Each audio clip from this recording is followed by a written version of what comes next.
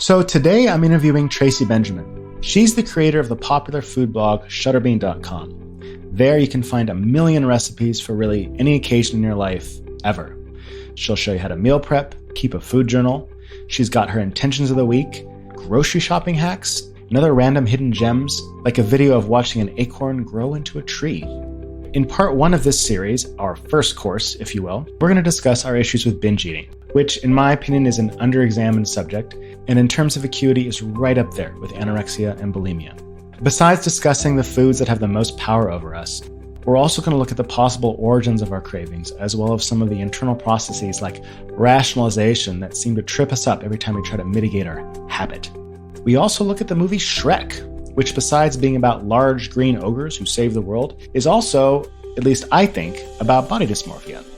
I also recall a childhood incident where, if God exists, I'm certain he sent me several care packages of chocolate chip cookies just for me, because I was having a hard time being a kid. Tracy talks about a dieting tip she got from Hugh Hefner, of all people. And we just chat about how much we love food and just how awesome it is and how difficult. So listen, my name is Benjamin Russack, marriage and family therapist, and this is my podcast, Look, Just Tell Me What to Do. So today's topic. Oh man, we're going to talk about food. Yes. In what respect are we going to talk about food? I suppose we should discuss binge eating. Yes, binge eating, because I suffer from binge eating. Yes. And rumor has it that you have struggled with that as well. Yes. Although I'm going through a pretty good period with it right now. I am not. Oh. So I want to talk briefly about the three big eating disorders. There's binge eating disorder, there's anorexia, and bulimia. So anorexia, of course, is based on restriction, where folks will drop so much weight that their bones will get brittle and their organs shut down. It's really scary stuff. And then bulimia, which is, vomiting your food up after every meal. And I've heard that they sometimes rot their teeth out because of all the bile. Yeah, it's like the acid. Yeah, it's just really, really terrible. So I noticed that most of the literature out there is about anorexia and bulimia, which is good because they're really dangerous. Binge eating disorder is more like a slow burn. Oh, yeah. Yeah, it takes decades to kill you. It really just shortens your life. And how does it shorten your life? Because you're not as healthy. Oh. Your cholesterol is really high. Or okay. Like if you don't do something about it. Let's say if you're old and frail and you're 300 pounds, you fall over and really hurt yourself. You know, things like that. It just, your odds are not as good. So like the shows like 800-pound mom, like that kind of, that's. Yeah, those are binge eating. 800-pound mom are binge eaters, but those are really extreme cases. When I tell people I have binge eating disorder, they look at me like I'm crazy because they think, oh, you're in perfect shape. And I used to be 300 pounds. So I was a pretty big guy and I didn't exercise. I was woefully out of shape and 300 pounds of not a lot of muscle and mostly fat. Yeah. I was a pretty squishy guy back in my 20s. Just more to love. Well, I wasn't very much in love with myself. But anyway, so I would like to talk for a minute about our relationship with food because we love it. I love it. I love it so food. much. It's so good. People say, what would you rather, food or, and I'm like, food. Food. Whatever it is, sure. whatever you have to put in that little thing, food is better than that. For sure. What do you like to eat? Oh God. I always like to ask people what their last meal, like death row meal is. And for me,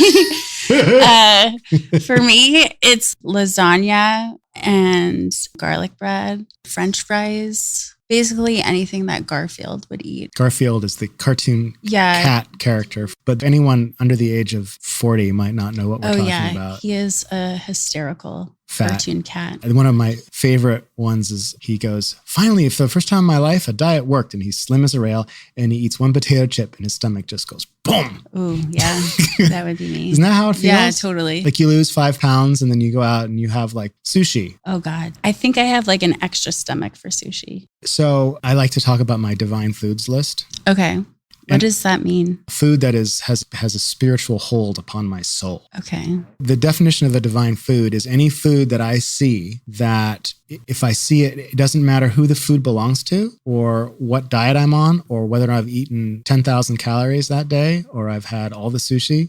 Yeah. Which wouldn't matter anyway because sushi's weird. I'm eating it. Okay. Right. What's on the list? Well, garlic bread For sure. soaked in butter. It can't be like the skimpy garlic bread. No. It has to be like, you know how like the lame garlic bread and there's that line of butter? Like a half an inch. It has to be, or the whole like thing. It just has to be like a sponge that you've pulled out of the sink that's just dripping with butter. Totally. Yeah, that's how, right? So you understand. Yeah, especially like the end piece, because then it has this ledge of butter. That's it's so awesome. good. I don't really like it in the middle because then it's like there isn't enough structure to keep the butter in. Yeah. So it just gets all like soggy. Soggy garlic bread is such a waste. It is. It's like, I'd still eat it. Yeah, I know. But you That's feel the problem. there's not as much of a payoff. Anyway. Well, you can heat it up the next day too. Yeah, you can. Or you can just throw it in the broiler. So like if you're ordering pizza and they have a garlic bread option. Well, the thing is does that tempt you? Well, yes, except that pizza is also on that list. Yeah, me too. So pizza substitutes for the garlic bread. So my insanity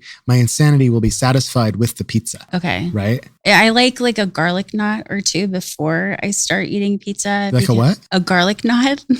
A garlic knot. Do you know what a garlic knot is?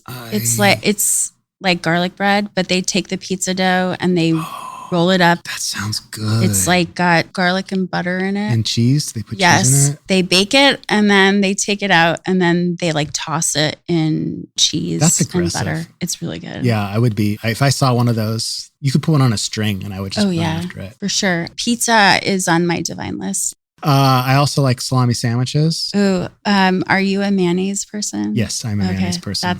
I don't do mayonnaise. You don't do mayonnaise?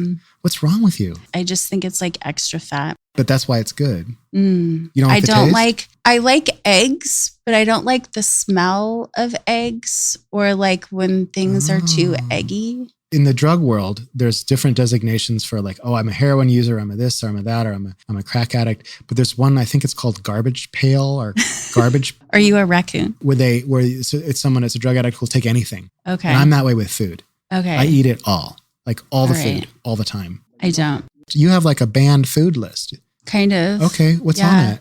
I don't like mayonnaise. So that also means like no pasta salads. I don't like deviled eggs. Yeah, those are they're a bit much. I eat pretty much everything except not everything. I don't like ham. Like a ham sandwich is just disgusting. With Swiss cheese, it's so good. Swiss cheese I can take. Do you like bacon? I love bacon. Okay. Bacon's great. That's like the only ham I'll eat. And carnitas. And I don't eat veal. Just on principle? Yeah, the color of it too. It's the wrong color. Yeah, it's not right. That's not supposed to be. No. That's supposed to be a pig or a fish or something, or a chicken. It's not supposed to be a cow. My dad and my mom really love veal. It's gross. It's kind of hard to find. I don't really see veal in a grocery store. It's not very popular. No one wants to be seen buying it. No. They go to the automatic checkout to buy their veal.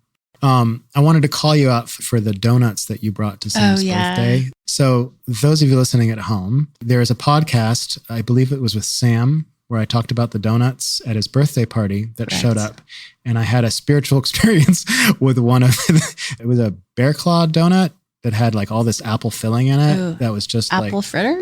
Or was it like a hybrid? It was some kind of hybrid, yeah. Because it wasn't like a traditional bear claw with all the flaky pastry stuff. Yeah. It looked like a regular donut, but was shaped like a bear claw, had the little claws on it, and had just like a whole slab of apple filling in it. And I talked about how eating it was like I could feel like a hole in my soul being filled up. Donuts can do that too. They do, yeah. And I guess what upset me about the whole ordeal was that not only was there a box of donuts, but there was also carrot cake. Yeah. That another dangerous thing. That Sam's mother is responsible for assaulting me with. Yeah, it's her fault. And you brought the donuts. Yeah. You did that. Because who brings donuts to a birthday party? I was asked to bring donuts. Who asked you to bring donuts? Who is this person? Georgie. Yeah. Georgie did that. Yep. Okay. Well, I'll have to send her a trace message. I made sure they were good donuts. You certainly did. Yeah. I picked them all. Yeah, they're very good. I love apple fritter and I love cinnamon roll. I don't understand people who like the plain donuts. Just like plain, like old fashioned. Or just like a glaze. Just old fashioned without even the glaze on them. You know, people like those. And I don't understand why would you eat. It's like the vanilla. It's, like people like vanilla ice cream. I just think it's kind of like that. There's something wrong with those people. Don't you think? I always get one, like when you're sniffing perfumes and stuff, Okay. you kind of need like one glazed donut. It's like the coffee bean of the perfume world. You kind of like need to clear your palate with like a regular. Like ginger, like for Oh yeah, sushi. totally. You're more advanced than I am with food. I think you're much more discerning. This is why you have a list of foods that you don't like. You are more discerning. I think you're the healthier of the two of us. I think I am actually. Yeah, for sure. Sorry about that. No, I it's nice to meet. Maybe I can learn some. Well, I've been dieting since I was a kid.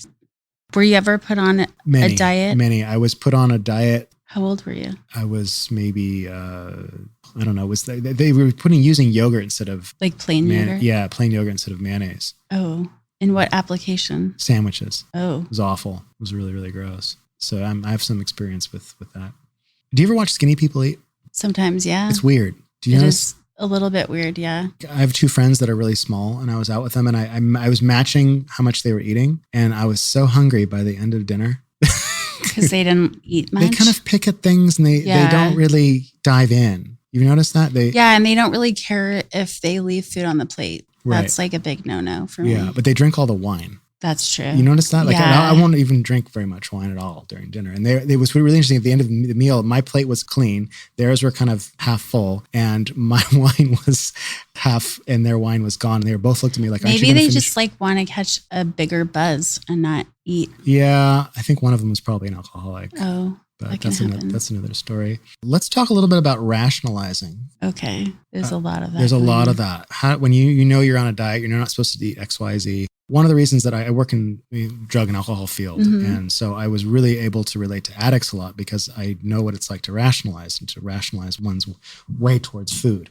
Okay, so I have two older brothers and a dad, and my mom passed away a few years ago, and so I'm left with just like men and eating with men. And my dad and one of my brothers, they're the type of eaters that they will eat a lot. So, and then they work out to like counteract the eating. They work out every single day so they can eat a lot. There's a name for that. It's called exercise bulimia. Oh, yeah. Is that what There's a whole thing. Oh, geez. Yeah, around that. I'm more of the person where I will eat less so I don't have to work out. So I don't count calories, but I am taking stock of like what I've been eating. I have a food journal that I created and that I enter food into. So that kind of keeps me accountable to that. Mm-hmm. But what I've learned as I got older is that I used to maybe have like a binge, and then it would be like, okay, I'm going to have salads for the next 2 meals to like counteract how much I ate. And as I've gotten older and my metabolism's changed, it doesn't work like that anymore. Yeah. What do you do when you're not supposed to eat something, like my divine food list thing? When I see something that I really want, the kinds of things that my brain goes through are, okay, I won't eat as much tomorrow, or I'll work out tomorrow, or what did I eat today? I'll sit there counting all the calories that I ate today, or I will, how long is it before bedtime? If I eat that, then I won't eat for the rest of the night. Yep. And I'll do does that sound familiar? Like ruminating thoughts. Yeah. Yeah, keeping a tally and track. And then I also feed my husband and my son. So then I have like a running list of their nutrition. So yeah, it's very exhausting. We haven't even talked about having food be my work too. That's a whole other level. Yeah, we'll get to that in a minute. We should. So I wanted to get into the real meat of this episode is about the underlying causes of binge eating disorder. And the basic premise for me is that food equals love. And that seems to be the consensus among most folks, that it's a way of getting love. I think that most disorders in this world are sneaky ways of getting love. Drugs, I think, are a way of getting love. People who are rageful even are looking for weird ways of getting love.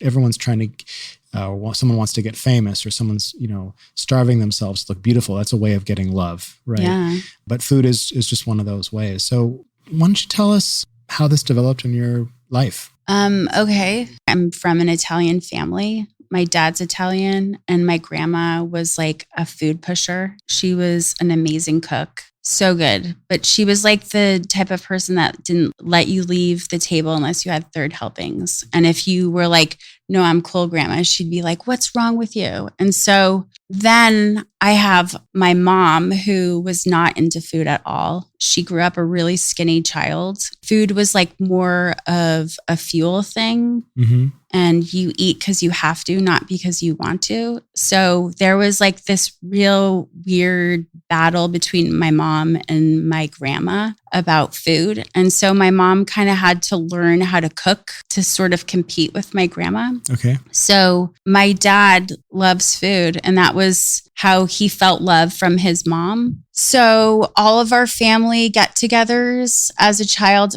all related around food. It was like bacchanalia.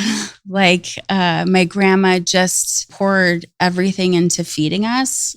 There's this thing where if you're in community or you're around family, it's almost like calories don't matter. You just experience like this love and connection, and it's all through food. And then as Italians, it's not just like a 1 hour situation. It's like all day eating. Is it also possible that your family system was healthiest when it was around the dinner table? Oh, for sure. Right. That's another thing. So my mom made us dinner every single night. My mom was a stay-at-home mom, so cooking was like one of her main responsibilities. And we had to wait every night for my dad to come home from work so that we would eat dinner together. Oh, wow. And so sometimes he'd come home late. It would be like 8 o'clock, and we would be just like so starving by the time he got home that it kind of created this dynamic where we were all like, like jamming food into our faces. So that's like one part of the binge system that I have.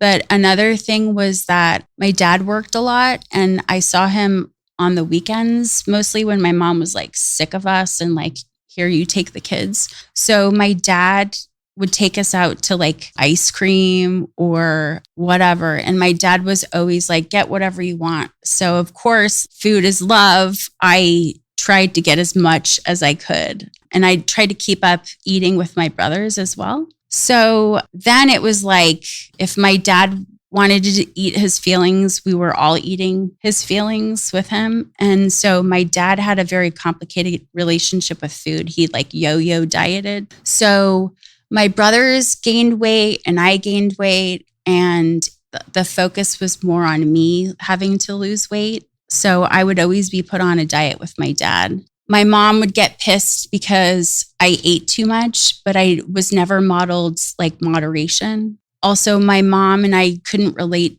because she was like made fun of for being skinny as a kid, and I had like the opposite. It's like when you tell somebody like, stop being sad, stop being depressed, but it's like that's going to fix them. My mom would be like, you need to stop eating, you need to work out. And then I learned when I went on a diet with my dad that my value came in being skinny or thinner. So I would get praise if I weighed less. So it became very complicated. And as an adult, I've learned moderation and self-control, but I really had none when I was a kid because I didn't see anybody model that for me. Well, also your eating habits were entirely dependent upon the opinions and the actions of others. That had nothing to do with what you thought or what you wanted. It all had meaning outside of you. Yes. Yeah. So you had pretty severe body dysmorphia, I'm imagining. Yeah. How was that as like a teenager? Did you struggle with image stuff? Well, I was on a diet like in high school. So I just thought that I needed to keep up with my friends. I think what I've learned in the past about eating and it being like a numbing thing, I think that part of me, I lived in a family with men, and going through puberty and the body changing, I felt really uncomfortable with my curves and my shape. And I think that part of me ate so that I wouldn't get attention for my body. Oh, I've heard that with women. Yeah. I went on a cleanse in my 20s, and I realized that I could feel my skin more. I felt less padding when I lost weight. And when I felt that way, I realized that there was this correlation of padding my body to protect me from, I guess I would say, the male gaze. Yeah. I lost a bunch of weight in my teens, and it felt like my bones were touching the air. Yeah. I felt naked. Yeah. Your clothes feel weird. Yeah. Too. Yeah. Like you feel like a hanger. Yeah, almost. You do. Yeah. Yeah. Like things are, and it doesn't feel right. I felt like I could be blown over by the wind, or I'd be vulnerable, or I could be pushed. It's like armor. Padding. Yeah. Padding or armor. Yeah. That's fascinating. I've noticed that sometimes men in particular gain weight they're like cannonballs. Like they'll bust into a room and they're kind of big and narcissistic and loud, and they just sort of take up a lot of space. And it's almost like an ogre. Yeah, that's a different form of, I guess, armor. Not really. I don't know. It's more like a weapon. Like Shrek. Yeah, like Shrek. I was amused by Shrek because it's like he's got this princess, right, who's really beautiful, all the things that I would ever want to, like when I was younger and fat, and I always thought I'll never get a girlfriend, and I'm not good looking enough, I'm not thin enough.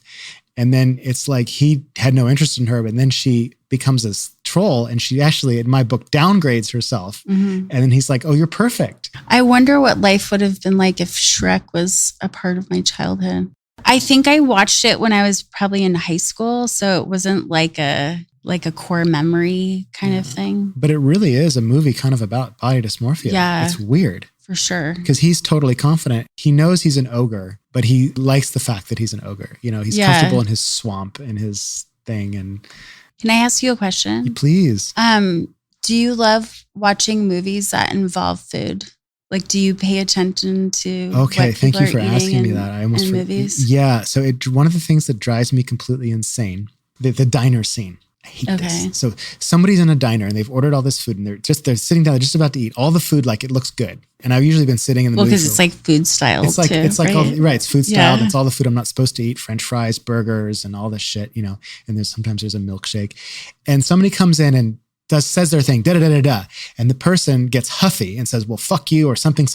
Yeah. And they get up and they leave with all the food on the table. It's just like what? Like no. That bothers me. What I enjoy about the cinema and food is when there's like a scene, like, did you see Groundhog's Day? I did. There's a scene in Groundhog's Day where Bill Murray is just at a diner eating whatever he wants.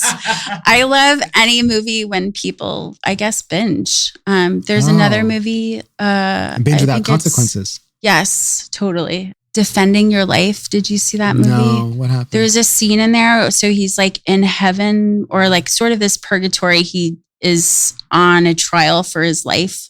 You see like the rules of this liminal space of calories mean nothing. So he just goes full force on eating because he can. Also in Harry Potter, like the table, there's that feast and all the kids are eating. Or maybe in Hook, it's too. a form of liberation, because it's like, what would life be like if we didn't have to feel all the guilt and the shame? We could just eat and eat as much as you wanted, and everything would be fine. Like all those fuckers with those really fast metabolisms that can eat whatever they want, and it catches up to them. That was the lesson that I learned with my mom. One of my childhood, there's a book. It's called Harold and the Purple Crayon. Yeah. Do you remember that book? Mm-hmm. It's a good one. Can you imagine why I'm bringing it up? Yeah. Because why? Isn't there like a pie section? There's a pie where he's hungry. Yeah. So the book is that Harold has this crayon.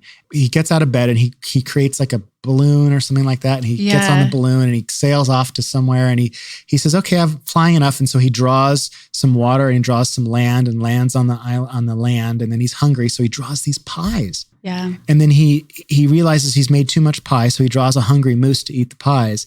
And I wanted my purple crayon because I wanted a pie so bad. That reminds me, how do you feel about the scene in Stand By Me?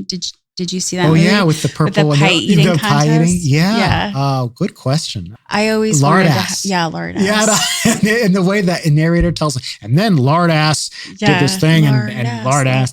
Yeah. Well, I thought it kind of scrambled my brain, because lard ass is not supposed to be the hero. Right. He's supposed to be the one that gets picked on. And but it's like ultimate revenge. It's weird. I think that kind of messed me up a little bit as a kid, because I always wanted to have an eating contest just to like compete with my brothers. Have you seen the eating contest people? Yeah. They're very strange, and they're not overweight, a lot of them. No. How does that work? I don't know. I think that they probably have to have good metabolisms or work out, or maybe don't care. I wonder if they throw it all up afterwards. Maybe they take laxatives. Ugh.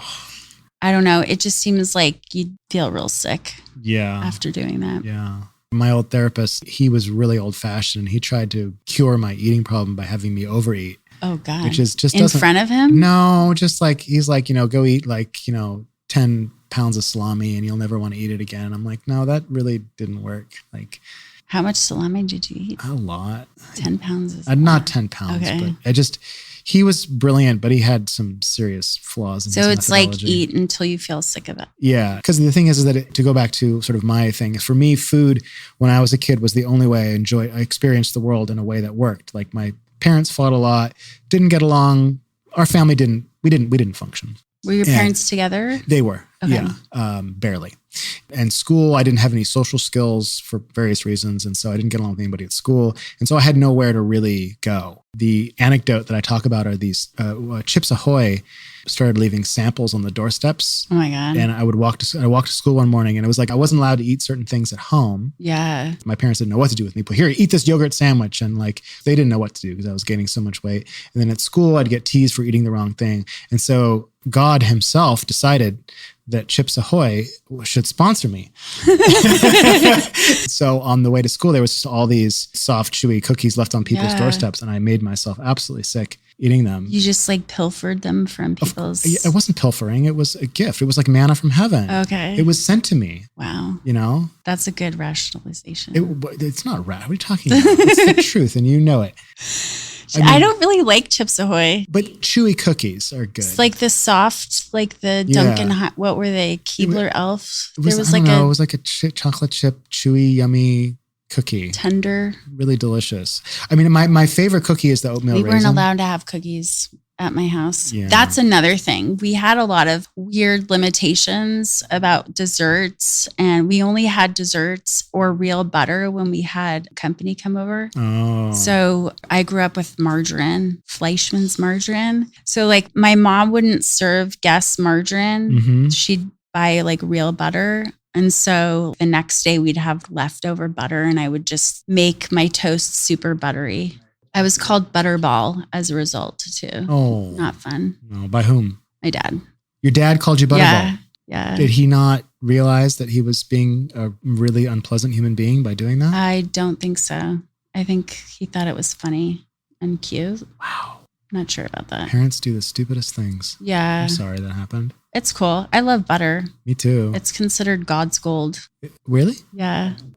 Oh, I have a thing about butter. So have you seen The Witch? No. It's a scary movie. And it's basically these folks, the year is like 16 something. It's super rural America, or 17 something. I don't know what year it is.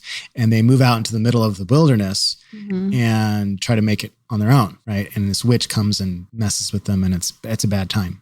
But they use a lot of old school language in the movie, like directly out of the text from the time. And one of them is there's this one where basically the devil is saying, he's tempting this woman and he's saying, do you want nice clothes and butter and milk? And I'm like, butter and milk is like that's weird. Like, I guess back in the day, butter was not easy to come by. No, it was probably at the same level as spices, because you couldn't waste the milk, right? No. Yeah. Are you a salted or unsalted butter? Salted for sure. Oh yeah. Unsalted butter. What's your butter brand that you love? It's this Irish brand. Kerrygold. Kerrygold. Yeah, that's the one. The big. I like it. It's really a big cube. Me too. Although it's so expensive now. Yeah. It's like getting ridiculous. My friend bought one. It wasn't Kerrygold, but it was something similar. It was like a stick of butter. It must have weighed 3 pounds, and it was good. Yeah. I like the idea of seeing it. Like, it's like seeing uncut bacon. It's like, why does everyone make you things in these little teeny bits when you can give me the whole thing? One big slab of butter. Do you think that binge eating is different from alcoholism? No. Say more. I think that there's something in your brain that tells you that one cookie is not enough. Okay. Just the same as like one drink is not enough. Mm-hmm. And yeah, you can go and eat a ton and then feel like shit. It's the same with drinking too. And you knew better, but the self-control isn't there. Mm-hmm. I think almost that food is a bit worse because we have 3 meals a day where we're faced with that. Right. Where with drinking, I mean, some people can start the day with drinking, but mostly it's reserved for happy hour and then late into the night. So I think with food, where it's very tricky is your breakfast can kind of set the tone for the day. And if you don't do it right, your whole day could be screwed. It's like food is easily accessible. You don't have to go to a liquor store. You can get it anywhere. Yeah. It's really difficult to delineate for me between hunger and craving because you have to eat, right? As you were saying, you have to eat. Yeah. It's like there's never a time when it's okay to drink. True. You're not just thirsty. Yeah. Right? Yeah. Do you have a hard time delineating between hunger and craving? Sometimes, yeah. Although I've done a lot of intermittent fasting, so I've sat with the feeling of hunger and I reminded myself what hunger really feels like. Yeah, that happened to me when I did Atkins. Oh yeah, we didn't even get into my college years. Okay. Atkins was my jam. Was it? Yeah. It worked. It really did. It's ferocious because I think what it does is it regulated my mood. Your blood sugar isn't spiking from all those carbs. For sure. And suddenly you're like, when you're hungry, you're actually hungry. And it just came like, I thought I was going to fall over. I was like, I don't think I had been hungry in years. Also, I work well under restrictions. I feel like restrictions breed creativity. So when I took away bread, I found other ways of getting like my bread fix. I liked having rules. So it was just easy to go and out to dinner and be like, no bread, please. But I fell off that wagon. Yeah. Carbs are delicious. They really are. Well, you realize that they're basically a carrier for fat and other things. I mean, I went like 4 years without a sandwich. That sucked. You can't replace a sandwich really if you're on Atkins. No. I invented a lot of, I did very creative things with tomatoes. Oh. So they can work kind of like bread if you slice them and they're kind of firm and you can put stuff on them and I don't know. What was your Atkins snack? Like your favorite thing? I would do really weird shit because I was able to binge, right? Yeah. I would go to the grocery store and I would just look around for like weird stuff like liverwurst and like pickles, like liverwurst and pickles. And like I'd make like really alien charcuterie stuff, just stack things together. And I liked taking salami and then putting roasted almonds in it and then just like pop them. Whoa. Yeah, it was sounds delicious. Good. Oh, I would use salami like bread. So I would wrap salami around. Or like a lettuce cup kind of situation. Yeah, but salami cup. Yeah. One of the most fattening things that I got into was having half and half lattes.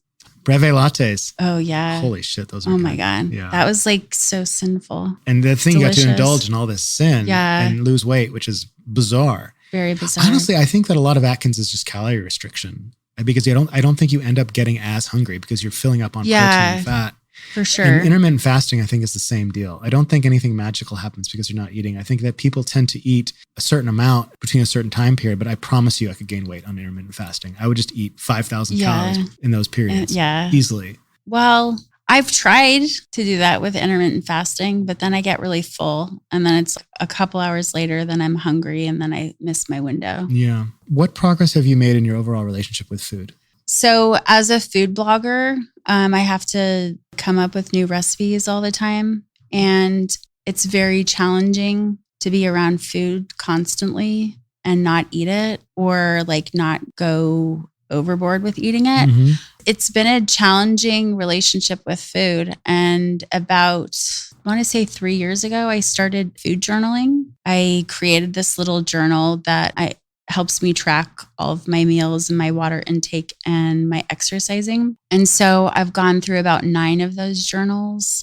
They're all like 12 weeks periods. I did it with the intention of just checking in with myself. I know that calorie counting is not good for me. How does it not work? Because I just start eating shit that I don't want to be eating just so that it's under calories. Oh. Do you know what I'm saying? Sure. So it's like 3 spoonfuls of non-fat yogurt. Yeah. Or like going crazy on celery. It's just oppressive, really. I had a roommate in college who would write down all of their calories and it just became stifling. I just can't imagine can you imagine the obsessiveness around that? No. Yeah. Because with anorexia, with a lot of anorexics, control is a big issue. And controlling each little teeny tiny calorie is kind of their thing. It's like they don't have control over their lives, but they can control that. And it's just... I get it though. Yeah. So food journaling really helped. What I have issues with in my work is that a lot of the recipes that I make that are more fattening and not healthy and indulgent are the more popular recipes. And so it's almost like it's not good. Yeah. It's not good because then it's like, okay, do I want to be popular? Do I want my recipes to be popular because I'm giving people license to eat it? My mom and my grandma always said, never trust a skinny chef. So I don't know. In my world, there are people who do what I do and they're really thin. And I understand it's because they don't eat the food that they make in some cases. Because I love to cook and I only make things that I would want to devour myself. Yeah. Well, it's also what I've learned in food blogging is, and when you're taking photos of food, that there's another layer of stress that happens when you're trying to get a good shot. Food doesn't behave the way it wants to when you want to take pictures of it. So it's like, if I want to take pictures of ice cream, it stresses me out greatly because I have to get the shot. Yeah. And so you have to work really fast and you have to make sure that things aren't too melty. And so when that layer is added to eating, it's like after I get the shot, I can easily get triggered to like binge. Like, okay, well now this food is melting and I don't want this sundae to go to waste. And so it's like this weird relationship with food that way. So when I started food journaling, I just became more aware of when I was eating, why I was eating. I learned a lot about my habits, and what has been really tough in my world is that I know that what works for me and my body is eating the same thing over and over again. Like, for example, Hugh Hefner, terrible example, but he used to say that he would eat a bean salad at 2:00 in the afternoon. Like everything in his life was calculated, so he didn't have to think about food. So in a perfect world, I would eat the same thing all the time and be able to maintain my weight. But because I have to come up with new recipes and new ideas, it throws off my eating schedule, if that makes sense. Interesting. I would love to be able to have a regular dinner, but maybe I shot dinner at like 2:00 in the afternoon. And so I'm like eating something that I already like stressed out about. That's new to me. I just eat whenever I can. Yeah. And also in food journaling, I learned what my patterns are. Like I like to eat a couple hours after I wake up. Ideally, my lunchtime is at 11 a.m. I would love to eat dinner at 5 or 6 o'clock, no later than that. But my family, you know, there's baseball and we don't eat until like after 8. Do you think that resonates with some of the stuff from when you were a kid with your dad? Oh, for sure. Yeah. So I've learned a lot about that in the past 2 years because my son is really into baseball and he practices at least 4 nights a week. I was waiting to eat until they were done with baseball, and it put me in such a terrible mood. It reminded me of my childhood. And so what I've learned is that if I do meal prep for myself, then I can make myself something easy to eat from my meal prep so that I can eat while they're at baseball. And then when they're home, I can make them dinner. It sounds to me like you're looking for tricky ways to remove the projection that you have on food. And one of those ways is by having things on a schedule so it doesn't resonate with some of your shadow It's like stuff. how Steve Jobs wore the same thing all the time. So did Einstein. Yeah. If I didn't have to think about food, it would be great. Yeah. I don't have that luxury though. You know, I don't have anybody cooking for me. So it's not like because you're the cook in your house. Yeah. Yeah. Me too. But I'm also the only person that feels guilty about food in my house too. So at least you didn't pass it on to your kids. Yeah. Good luck. Good work. Yeah. We'll see. So you think you've made progress over the last few years? I think so. It's tough, isn't it? It is tough. Because there's no such thing as relapse because we have to eat. Right. know? I think one of the things that keeps me at a constant is not wanting to buy new clothing. Oh, yeah, I got that one. So I know that like if I lose weight, then I have access to all these clothes. You know, one thing that got me going is this project here. Yeah. It's because I'm going to be doing more videos. Oh, and yeah. I'd like to be, 10 pounds thinner. I'd like to lose my COVID weight. I gained some COVID weight. It's like everybody did. It was the sourdough bread situation. Yeah, that's a tough situation because fresh baked bread must be eaten immediately. Oh yeah, And like less than 24 hours. Yes. Well, 24 hours. How about 24 minutes? That too. What's this? You're an amateur. Well, I had the bread baking schedule where I would be done with it at like 8:00. It was like kind of built in that way so that I wouldn't binge at night before bed. Okay. Baking time. Is there anything else you want to talk about in your relationship with food that we haven't covered? I don't know. I love food though. That's really. Do you have a favorite? Favorite food? Yeah. Such a thing exists for you? You know what? I was listening to your podcast with Sam or maybe Reese. Okay. And the Apple story? There's that, Okay. of course. But I found out that you don't go to McDonald's. I do not. Was that never a part of your childhood? No. My parents are elitist snobs. Okay. God bless them. And we did not go to anything franchised. Really? Yeah, ever. So you never really had fast food? Never. It my God. was not allowed. Twinkies. Did you have it like through friends or? Yeah, like it was considered verboten. Like, okay. Like you weren't. No, we don't eat that. We don't eat It's those like food. how some people pride themselves on not watching TV. Yeah, we didn't have It's TV like- either. Oh, really? Yeah, for a while. Geez. Yeah, so Okay. we were real special people. Yeah. Well, in my family, McDonald's was kind of a treat. I think my brothers had birthday parties there. Oh, really? Yeah, the McDonald's down the street. Wow. I have photos. Yeah, no. My mom, our junk food was dim sum. Really? Yeah, isn't that weird? Oh, So my mom would go to Chinatown. We called it Chinese junk food. And she'd come home and she'd, I don't know if you've ever had cheap Dim sum. but it's pretty fucking good. Oh, yeah. Yeah, it's I on love my list. shumai. Yeah. Pork buns. I'd like 2 of those. 2? Okay, 2, 3 of those. 3? Oh, you take more. It's very cheap. Okay, I'll take all that. Like for $5, you can buy the store. Okay, so you did get that like value food relationship. If something's cheaper, then it almost like negates how bad it is for you. Do you have that? Oh, no. I have that. No, I don't have that at all. I want it and I eat it. Okay. I'm simple. I'm a garbage can. Okay. But tell me about your value thing.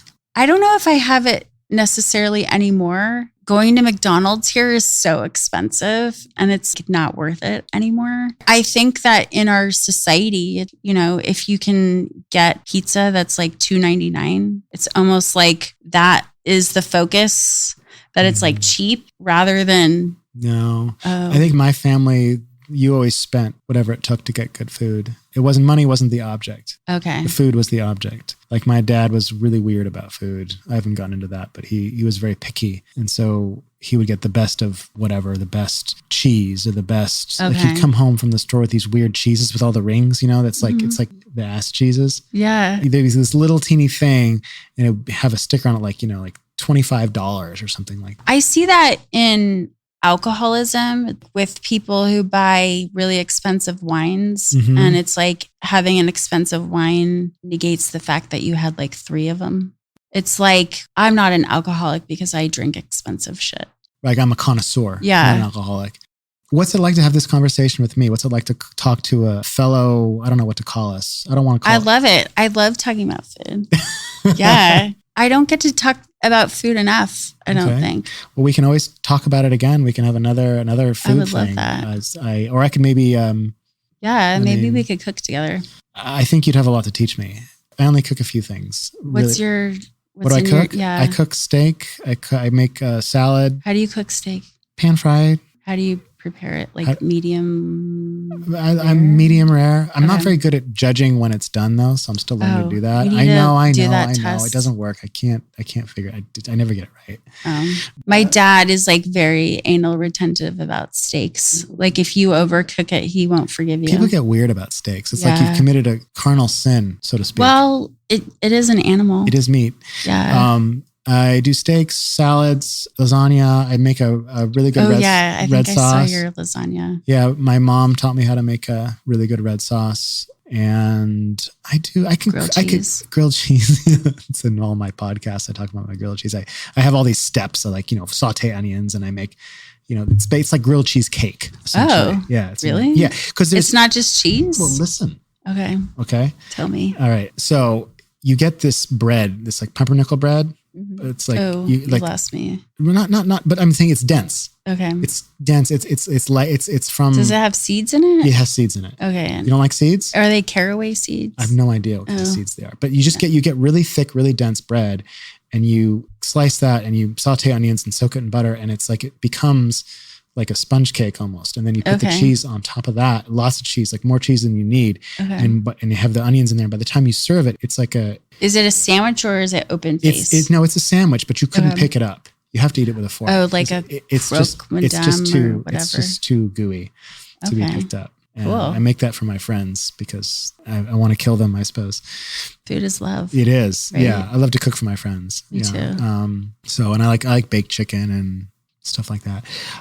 So I think we're getting close to the end. Do you feel like you're serving the community? Do you feel like you're healing the community with your food blog? Do you think you're putting healing the community? Because you were talking earlier about how in the last 2 years or so, I've switched my focus to more meal prep stuff so that people can do things in advance to make life easier. It's also, I think that food like meal prep is self-care. So I think that I'm helping people in that way of like getting ahead of their week. I do meal prep mostly so that like on Monday night at like 5 p.m., that's like my witching hour. I'm primed for a binge at that hour. Okay. So if I do meal prep on a Sunday, then I can bypass that completely. Okay. And so then I end up having like carrots or whatever, like veggies before dinner. Okay. So I would say that I stopped doing a lot of indulgent fattening recipes. Mm-hmm. In lieu of that, I am giving people easy ideas for meals for dinner time. Especially with inflation. Oh my God. You have to find ways to, I've been watching these videos from the Depression where this woman, she's like 98 years old. She's doing recipes from when she was in the Depression. She does this one with hot dogs and onions and potatoes. Ooh. She just bakes, basically it's like grilled potatoes with hot dogs. She talks about what everything cost, and it was 10 cents to buy a bag of potatoes. Yeah.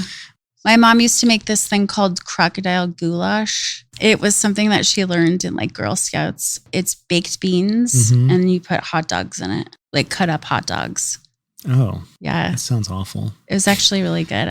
I think that the original recipe had like corn in it, but she opted out of that. The idea is that like the slices of hot dog are supposed to be like the crocodile. They like kind of mimic like a crocodile head coming out through the beans. Crocodile goulash. I don't know what to say to that. I don't know either. It makes me think of the cups that we had at home with the frog in the bottom. So you drink a glass of milk and then there'd be this frog. Oh. Yeah, it's a little clay frog that sits like this at the bottom of the cup and looks up. And so you're drinking, all of a sudden there's this frog head. You never seen those? I've seen like one with an octopus. Yeah, that'll work. But a frog is better because like it could conceivably actually be in your cup. Yeah. Maybe there was a frog in there the whole time. Curious. Very strange. Anyway, I think we're done. Is there anything you wanted to add? No, except I'm hungry now. I'm really hungry. Yeah. It was really nice talking to you. Me too. Thank you so much. Thank you. Do it again. Yeah, for sure. Thanks for listening, folks. Please check out Tracy's food blog at shutterbean.com. It really is a special space and a great place to get lost on the internet, especially when you need to. And tune in for the main course episode where we take a deeper look into the issues of shame and guilt around food, dieting, and body image. Also, I had a thought. I think my old sign-off kind of works today. Like maybe this is the last time I'll use it, or maybe it doesn't work at all. I don't know. Here it goes. So, if you ever find your plate is full, consider getting a larger plate.